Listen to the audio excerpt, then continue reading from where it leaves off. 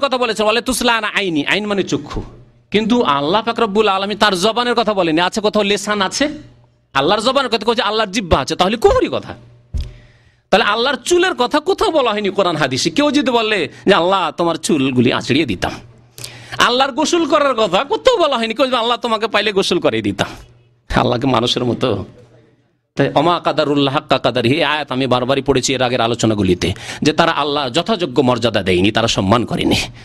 আল্লাহ পাক রব্বুল আলামিনের জাত পাক যে কত বড়, আল্লাহু আকবার মানে আল্লাহ সবচেয়ে বড়, আর আল্লাহকে গোসল করাবে, এগুলি হলো ধর্ম তাদের।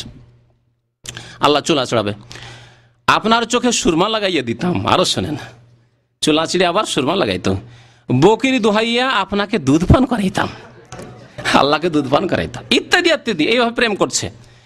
এই প্রকার বহু কথা মাওলাকে ডাকিয়া ডাকিয়া বলিতেছে। শুনিয়া মুসা আলাইহিস সালাম বলিলেন, হে রাখাল, ওইসব তুমি কি বলিতেছ? মুসা আলাইহিস সালাম সত্য কথা বলছেন, কি বলিতেছ? যদি কেসা ঘটে থাকে তাহলে, আর না হলে এসব ঘটেনি, সব ভণ্ডদের তৈরি করা, তাদের পীরতন্ত্রের ব্যবসা, পীর মুরিদের ব্যবসা চালানোর জন্য এসব তৈরি করা, প্রথম কথা। কারণ এইসব কিসসা কাহিনী কোরআন হাদিসে নেই, সুতরাং এগুলি ভণ্ডামি কথাবার্তা। আর যদি তিনি বলে থাকেন তো ঠিক বলেছেন মুসা আলাইহিস সালাম, যে কি করছো তুমি? মাবুদের কি মানুষের মতো শরীর আছে? মাবুদের সামনে এইসব শিরকি কথা বলার জন্য তুমি কাফের হইয়া গিয়াছো। তুমি সত্তর তওবা করো, নচেৎ তোমার উপায় নেই। কথা শোনা মাত্র তাহার মোরাকাবার খেয়াল ছুটিয়া গেল, যা গেল, মোরাকাবা শেষ হয়ে গেল। চক্ষু খুলিয়া মুসা আলাইহিস সালামকে দেখিয়া ভয়ে অস্ত্র হইয়া পেরেশান হালে দৌড়াইয়া জঙ্গলের দিকে চলিয়া গেল। তাদের পুজো পাঠ জঙ্গলে হয়, আর জঙ্গলে শয়তান বাস করে, ওখান থেকে এসছে, শয়তানের আবার আড্ডা থেকে ঢুকে গেল। তখন আল্লাহ পাকের তরফ হইতে, এখন দেখেন মুসা আলাইহিস সালামের সাথে বেয়াদবি এই তরিকার। তখন আল্লাহ পাকের তরফ থেকে মুসা আলাইহিস সালামের কাছে ওহী নাযিল হইল, সংবাদ আসিল যে হে মুসা, এই ব্যক্তি আমার সাথে কি মজার প্রেম করিতেছিল, তাহাতে আমি কত খুশি হইতেছিলাম।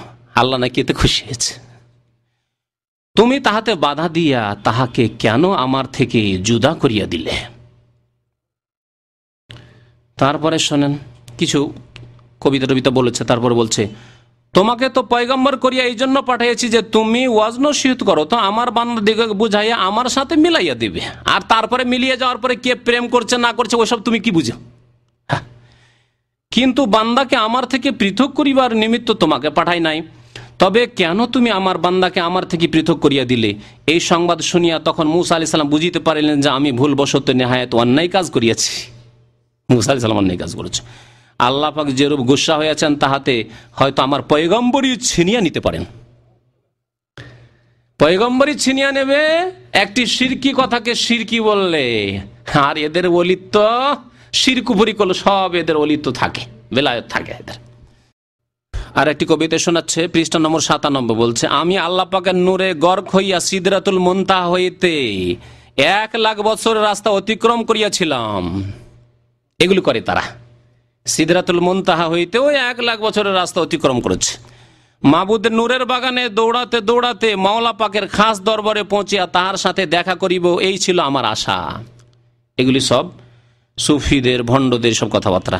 আর একটি কুফরি কথা শোনেন, হে মুমিন ভাই সকল, এখন বুঝিয়ালন যে মূর্খ লোক মারেফতের উপরের দরজায় পৌঁছিতে পারে কিনা, এবং ইহাও খেয়াল করুন যে মারেফতের রাস্তা কত বড় কঠিন ও কত গোপন, যেখানে মুসা আলাইহিস সালামের মতো অত বড় পয়গম্বরও একজন সাধারণ রাখালের হাল বুঝিতে পারেন নাই। কত বড় কুফরি কথা! রাখাল প্রেম করছে, মারেফত করছে, আর মুসা আলাইহিস সালামের মারেফত হাসিল নাই। তাহলে বোঝা গেল এই ধর্ম কোত্থেকে এসছে। যে কোনো দিন আল্লাহর দিন আম্বে এবং রাসূলগণের মাধ্যমে এসেছে না আসেনি? অন্য কারো মাধ্যমে এসেছে? নূহ আলাইহিস সালাম, মুসা আলাইহিস সালাম, ইব্রাহিম আলাইহিস সালাম, মুহাম্মদ রাসূলুল্লাহ ঈসা আলাইহিস সালাম, তাদের মাধ্যমে এসেছে। আর মুসা আলাইহিস সালাম যখন জানেন না, তাহলে বোঝা গেল যে এর সূত্র হচ্ছে ইবলিস, শয়তান, সেখান থেকে এসেছে। কত বড় বেয়াদবি শুনেন, যেখানে মুসা আলাইহিস সালামের মতো এত বড় পয়গম্বরও একজন সাধারণ রাখালের হাল বুঝিতে পারে নাই। কত গোপন এবং কত কঠিন। এই যে গোপন রাস্তা, যেই গোপন রাস্তা আল্লাহ বলেনি মা আনজালাল্লাহু বিহা মিন সুলতান, আল্লাহ পাক রব্বুল আলামিন এই বিধান নাযিল করেনি। আল্লাহ আমাদের ঈমানের যেন হেফাজত করেন, আল্লাহ আমাদের আখলাকের যেন হেফাজত করেন, আমাদের আকীদা আমলের হেফাজত করেন। নবী করিম সাল্লাল্লাহু আলাইহি ওয়াসাল্লামের তরিকা আমাদেরকে আল্লাহ পাকের ইবাদত বন্দি করার তৌফিক যেন দান করেন। আল্লাহ পাক আমাদের অতীতের গুনাহ খাতা ভুল ভ্রান্তি যেন মাফ করে দেন। আগামীতে আমাদেরকে সতর্ক সাবধান হয়ে নবী করিম সাল্লাল্লাহু আলাইহি ওয়াসাল্লামের আদর্শের উপর কায়েম থাকার যেন তৌফিক দান করেন। আল্লাহ পাক রব্বুল আলামিন আমাদেরকে আল্লাহকে সন্তুষ্ট করার যেই পথ নবীর মাধ্যমে দিয়েছেন তার উপর চলার যেন তৌফিক দান করেন। আল্লাহ শিরক বিদআতের রাস্তা থেকে, ভণ্ড রাস্তা থেকে, এইসব রাস্তা থেকে আল্লাহ আমাদেরকে বেঁচে থাকার তৌফিক যেন দান করেন। এখন আপনাদেরকে বলছি আমিন ইয়া রাব্বাল আলামিন। এই কিতাবের নাম আশেক ও মাশুক বা ইশকে এলাহি। কিতাবের লেখক মারহুম সৈয়দ মোহাম্মদ ইসহাক।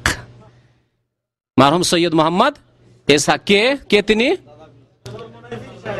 ফজলুল করিমের বাবা পীর। হ্যাঁ, বাবা পীর। জি, এই হচ্ছে ওই তরিকার অবস্থায় যেই তরিকাকে হাক্কানি তরিকা বলা হয়। তাহলে বাকি তরিকা সম্পর্কে হাদিস ওয়ালা হারাজ, যা বলবেন তাই তারা করেছে। জি, আল্লাহ হেফাজত করে।